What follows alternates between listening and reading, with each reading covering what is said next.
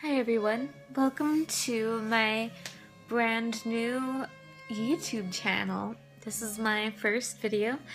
This is my first time being a YouTube star and making videos for YouTube, but I suppose that one of the reasons I wanted to make this YouTube channel is that one of the reasons I wanted to finally start this is one, because it's January, it's New Year's and all that. It's a time for beginnings and for starting things. I've kind of wanted to do a YouTube channel for a long time, but procrastination, things happen, and I love to craft. As a gothically inclined person, I think the main reason I wanted to start this, as a darkly inclined person, I suppose the main reason I started this channel was that, something I've noticed in the gothy world of YouTube is that it's very materialistic. I mean, that's not to say that being proud of your makeup and showing off makeup skills and your new clothes, because getting new things is exciting, but it's, yeah, again, I digress. It's quite materialistic these days. And originally, being goth meant that you had to be very thrifty, you had to be very creative, you had to make a lot of things yourself. I myself am a seamstress, and I love an amateur seamstress, mind you, but I love making my own clothes. I love designing clothes and costumes for people.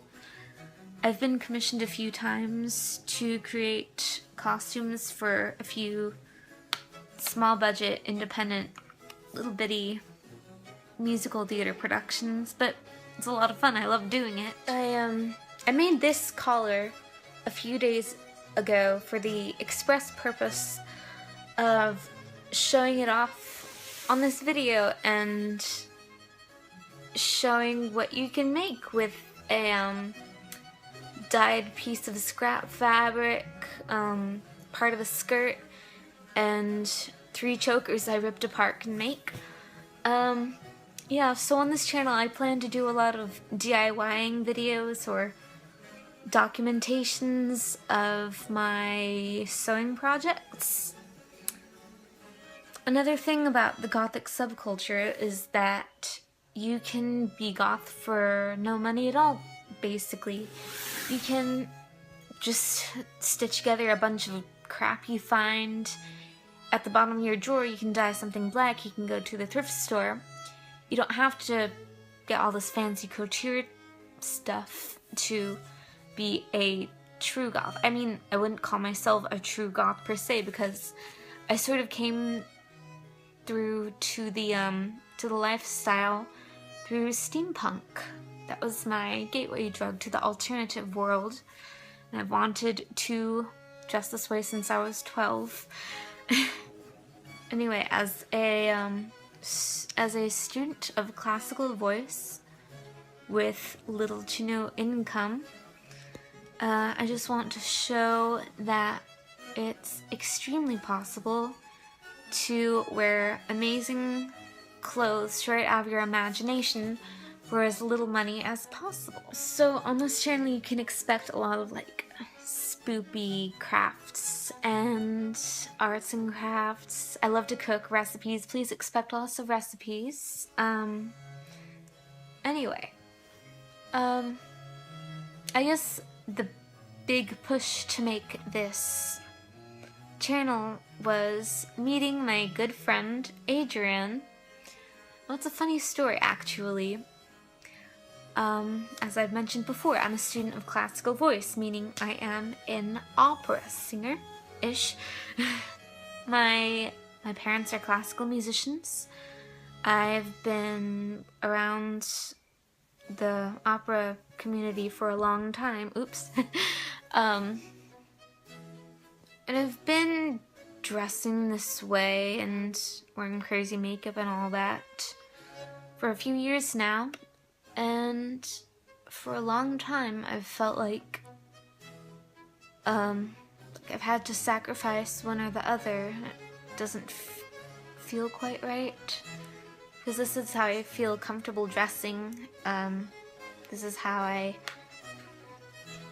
feel most confident when I'm wearing crazy clothes, like dark clothes or things that look like they're out of an evil Victorian circus or something. But then there's the opera world where you have to be classy, you have to look professional, whatever that means. You have to present yourself in a certain way. So yeah, like I said, I felt like for such a long time that I wasn't allowed to have both. Then the thing about me is that on that time of the month, that's when I question things, I question my life path or whatever the most. I cry a lot, used to cry a lot, or TMI, sorry.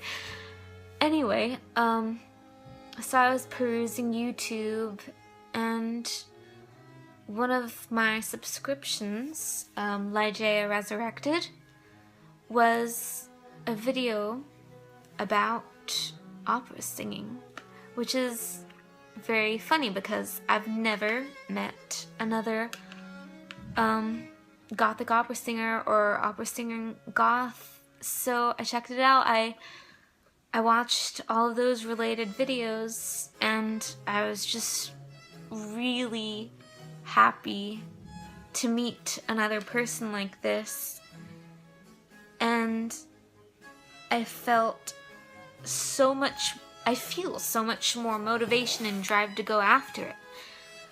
Because firstly, there's strength in numbers. It's really, really nice to have another person going through the same struggles of being like an alternative, darkly inclined opera singer. And also to be honest, there's a lot of rules or status quo about opera that, in my opinion, need to be broken. Rules are made to be broken. The history of opera is full of people who have defied rules and expectations. Like, there's friggin' operas being written about like spaceships and being on the moon. Operas with mute characters. And like on the flip side, there's a lot of alternative people who are in classical music, whether they be into symphonic metal or Emilie, who has been a really big source of inspiration for me, both aesthetically and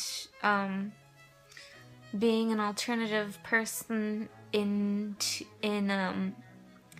classical music. I digress. It is time for a revolution. My friend Adrian and I have been discussing this a lot. And the thing about opera, everybody expects it to be really boring and stuffy. It's really not, is the thing, because there is so much drama. It's like musical theater, before musical theater, I suppose. There's so much drama, there's so much humor and darkness and murder and mystery and romance and all that good stuff, and the music is so good. It's so good. I dare you to listen to Carmen and not be hooked on the arias, or think that Don Giovanni or The Marriage of Figaro isn't hilarious AF. I might be biased because I grew up around opera. My father, I'm gonna link his videos in the description, by the way, who's an amazing singer and is my current voice teacher. I grew up seeing him as all the bad guys in operas, as the baritones are, as Scarpia, as Tonio in I Pagliacci, all these great characters. Yeah, basically I grew up around it. I'm very used to it. I'm completely in love with opera. Like, for example, I'm taking a really big gamble by having bright red hair and auditioning for all these musical conservatories, but the way I see it, there's a bazillion white sopranos auditioning, but how many are going to have red hair? That is going to be probably my selling point, being recognizable and memorable in that way. And the way I see it, as Anna Winters said, if you can't beat your competition, simply outdress them. Anyway, I think that being both an opera singer and a goth can lead to some very interesting stories. Things I hope to document here, so please do stay tuned. Anyway, I think that being both an opera singer and a goth can lead to some very interesting stories.